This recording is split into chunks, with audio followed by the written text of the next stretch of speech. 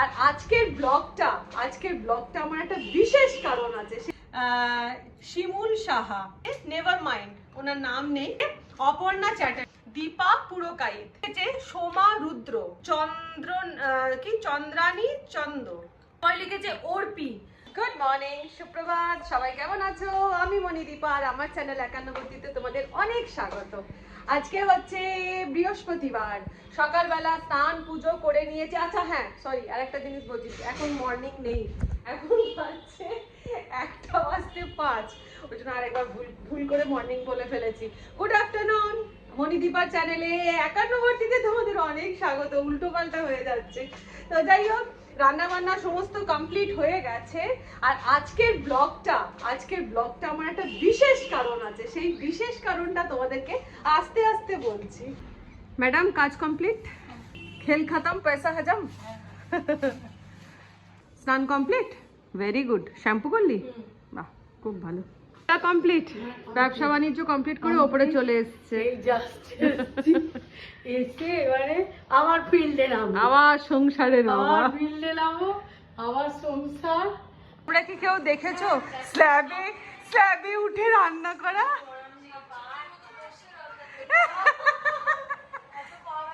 সত্যি রে, সে শাকচুন্নিরা করতো না, উনুনের ভেতরে হাত ঢুকিয়ে দিত। এটা কিন্তু ভালো আইডিয়া তো। আচ্ছা, আমিও তো করতে পারি বাবু হয়ে। হ্যাঁ, বাবু হয়ে এতে বসে, সত্যি ভাই শিখে রাখো, এরকম করে উঠে রান্না করতে হবে। কেন উঠতে পারবে না? একবার চেষ্টা করো, একটু পাটা তোলো।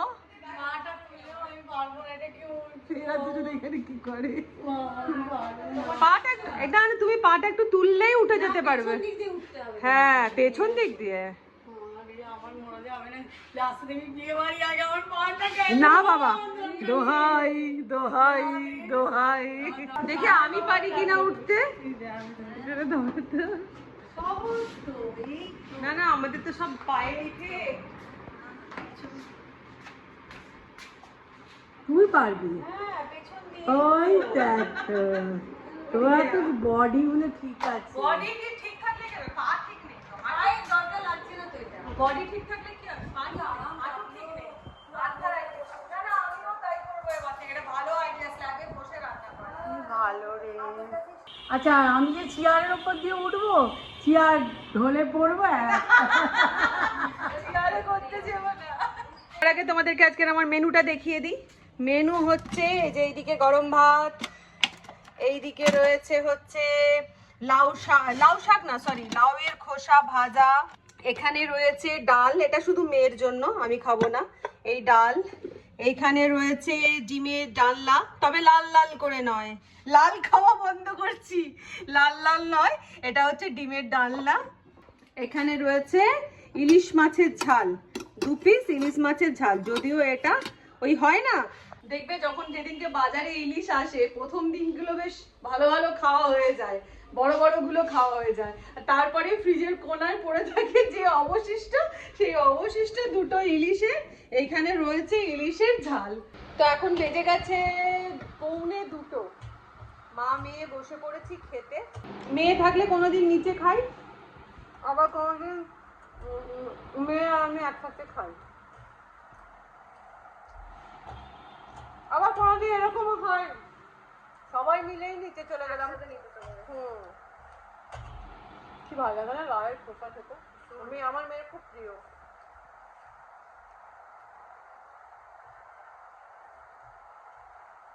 কি করছিস মা? কি করছিস মা? এই যে আমরা কাটা চলছে, ভাত খাওয়া হতে তর।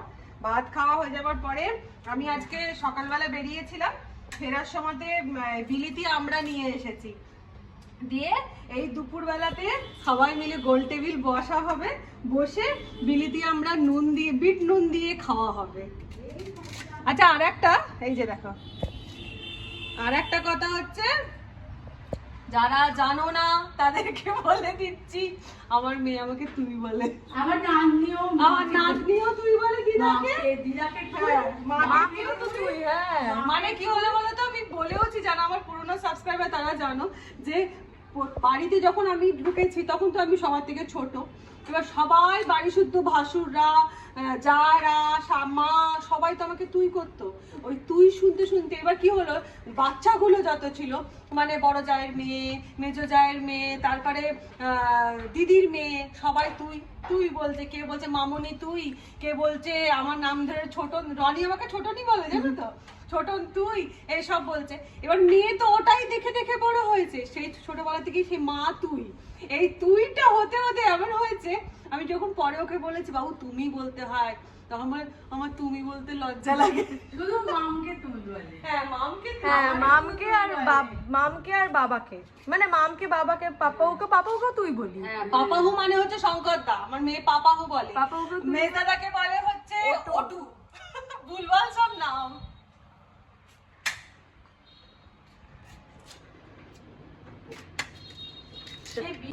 দিদি তুই কিন্তু বেশি খাস না, এক কুচি খা।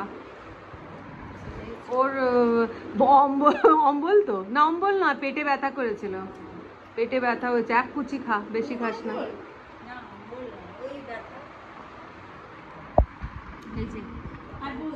মেজদি ভাই আমাদেরকে পুরো একদম বড়াসন রেডি করে দিয়েছে।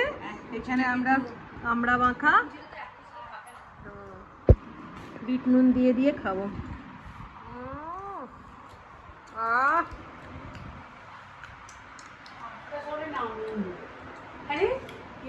এই বিটুনের জন্য বুড়ো লঙ্কাকে বুড়ো লঙ্কা নয়, আরেকজন বুড়ো লঙ্কা চাইছে। কি বলে জানো, গ্যাস্ট্রিকের প্রবলেম হয়ে যায় বুড়ো লঙ্কা খেলে। ওরা এখন বুঝে গেছি, আমি এখনো বুঝিনি, এখনো বাচ্চা আছি।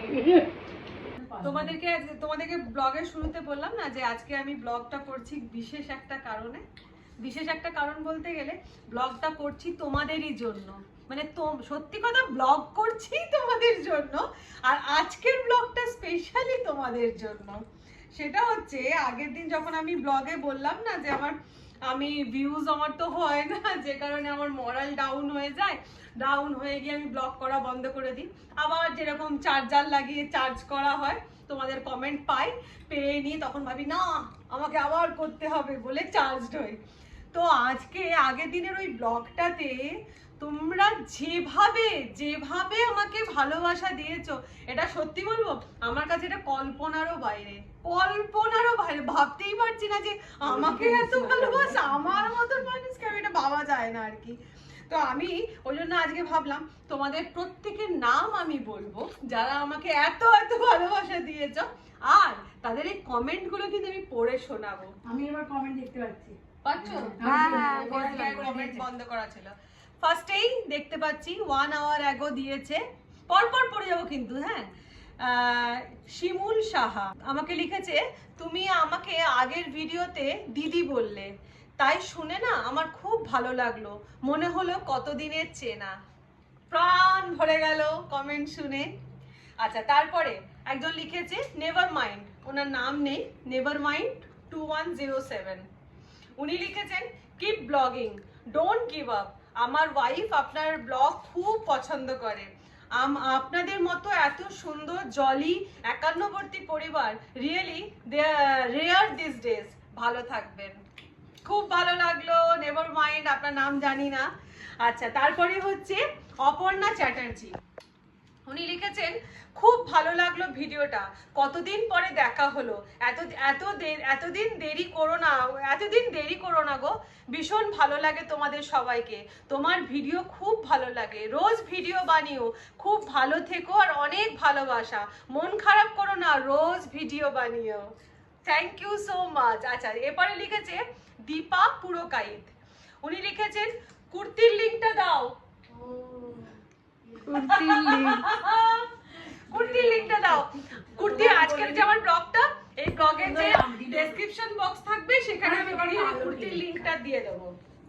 আচ্ছা কুর্তির লিংকটা দাও প্লিজ, আর ভিডিও কন্টিনিউ করো, আর লাউ পাতা ভেটকি পাতুরি রেসিপিটা দিও, একদম পাক্কা দেবো, পাক্কা দেবো, একদম একদম কালকেই দেখছি বানিয়ে নেবো, দিয়ে দেবো। আচ্ছা, তারপরে লিখেছে সোমা রুদ্র, তোমাদের ভিডিও দেখতে খুব ভালো লাগে, ভিডিও দেওয়া বন্ধ করো না প্লিজ, তোমার রান্না দেখে আমি মাঝে মধ্যেই রান্না ট্রাই করি, তোমার বাড়িতে তোমার বাড়ির সবাইকে আমার খুব ভালো লাগে, আজকে তোমার মাটন রান্না দেখে জিভে জল এসে গেল, তাই আমি ঠিক করলাম কালকেই বানাবো, যদি তোমার বাড়ির কাছাকাছি থাকতাম তাহলে চলে যেতাম রান্না খাওয়ার জন্য, আমি বলতাম তাহলে এই বাবু হাত আসছে, আমি বলতাম মোস্ট ওয়েলকাম, চলে আসো, যেদিন খুশি চলে আসো। আচ্ছা, এরপর হচ্ছে চন্দ্রানী চন্দ, আমি এভরিডে ওয়েট করে থাকি তোমার ব্লগের, থ্যাংক ইউ চন্দ্রানী। তারপর হচ্ছে রূপশ্রী, এতদিন পর বন্ধু, ভিডিও কম হলে কি হবে, রেগুলার দাও তবেই তো ভিউ থাকবে, একদম ঠিক কথাই, এটা একদমই ঠিক কথা। আচ্ছা, সুমিতা বিশ্বাস, উনি লিখেছেন অনেকদিন পর ব্লগ খুব মিস করতাম, এখন আবার ভালো লাগছে তোমার ব্লগ দেখে, থ্যাংক ইউ। আচ্ছা, তারপরে লিখেছে অর্পি লিখেছে আমি অস্ট্রেলিয়া থেকে দেখছি, ও মাই গড, আমি অস্ট্রেলিয়া থেকে রেগুলার তোমার ব্লগ দেখি, খুব ভালো লাগে দেখতে, থ্যাংক ইউ অর্পি।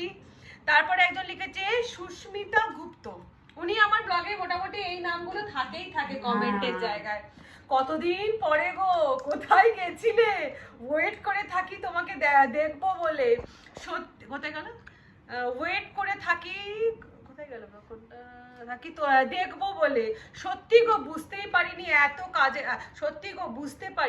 এত কাজের মধ্যে ব্লগ করা খুবই পরিশ্রম হয়ে যায়, ভালো লাগলো, সাবধানে থেকো, থ্যাংক ইউ, তুমিও সাবধানে থেকো। আচ্ছা, তারপরে লিখেছে রিনা চক্রবর্তী, আমিও খাই গো চর্বি, খুব ভালোবাসি, ও আগে থেকে আমি চর্বি খাচ্ছিলাম ওইটাতে। আচ্ছা, একজন লিখেছে ঝুমা দত্ত, আমরা তো দিদি তোমার ভিডিও দেখতে খুব ভালোবাসি, হ্যাঁ সত্যিই তাই, এটা ঠিক কথাই। আচ্ছা, তারপরে একজন লিখেছে পিউ মজুমদার, অনেকদিন পর দিদি ব্লগ দিলে, সত্যি বলছি খুব মিস করছিলাম তোমাদেরকে, থ্যাংক ইউ সো মাচ।